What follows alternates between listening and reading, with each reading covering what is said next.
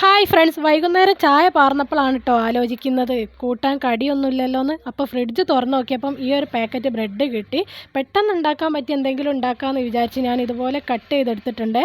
ഇനി ഒരു പാത്രം എടുത്ത് അതിലേക്ക് 2 മുട്ട പൊട്ടിച്ചൊഴിക്കുക, 1/2 ഗ്ലാസ് പാൽ അതിലേക്ക് ഒഴിക്കുക, ഒരു നുള്ളു ഉപ്പും ആവശ്യത്തിനുള്ള പഞ്ചസാര ചേർക്കുക. പഞ്ചസാര അധികം ചേർക്കണ്ട കേട്ടോ, കുറച്ച് മതി.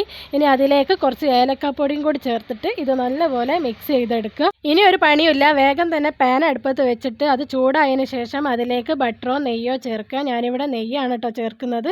അത് മെൽറ്റ് ആയതിന് ശേഷം നമ്മളുടെ മുട്ടൻ്റെ മിക്സിലേക്ക് ബ്രെഡ് ഒന്ന് മുക്കിയെടുത്തതിന് ശേഷം പാനിലേക്ക് വെച്ച് കൊടുക്കുക. ബ്രെഡ് ഈ മുട്ടയുടെ മിക്സിലേക്ക് മുക്കുമ്പോൾ വേഗം തന്നെ അതൊന്ന് എടുത്തിട്ട് പാനിലേക്ക് ഇട്ട് കൊടുക്കണേ, അത് വെച്ചിട്ടെന്നാൽ അത് പൊതിർന്നു പോവേ. അപ്പോൾ ബ്രെഡിൻ്റെ ഒരു ഭാഗം ഇതുപോലെ ആയാൽ വേഗം തന്നെ അത് മറിച്ചിട്ടിട്ട് മറ്റേ ഭാഗം ഇതുപോലെ ആക്കിയെടുത്തതിന് ശേഷം ഇത് പ്ലേറ്റിലേക്ക് മാറ്റാവുന്നതാണ്. വേഗം തന്നെ റെഡിയാക്കി എടുക്കാൻ പറ്റും കേട്ടോ. അത് വലിയ പാനൊക്കെ ആണെങ്കിൽ ഒറ്റ ട്രിപ്പിൽ തന്നെ ഇതെല്ലാം നമുക്ക് റെഡിയാക്കി എടുക്കാൻ പറ്റും. എൻ്റെ അടുത്തുള്ളത് ചെറിയ പാൻ ആയതുകൊണ്ട് തന്നെ ഞാനിതാ രണ്ടാമത്തെ ട്രിപ്പും കൂടി അതിലേക്ക് ഇട്ടിട്ട് പൊരിച്ചെടുക്കുന്നുണ്ട്. അപ്പോൾ ഞാനിതാ എല്ലാ ബ്രെഡും ഇതുപോലെ പൊരിച്ചെടുത്തിട്ടുണ്ട്.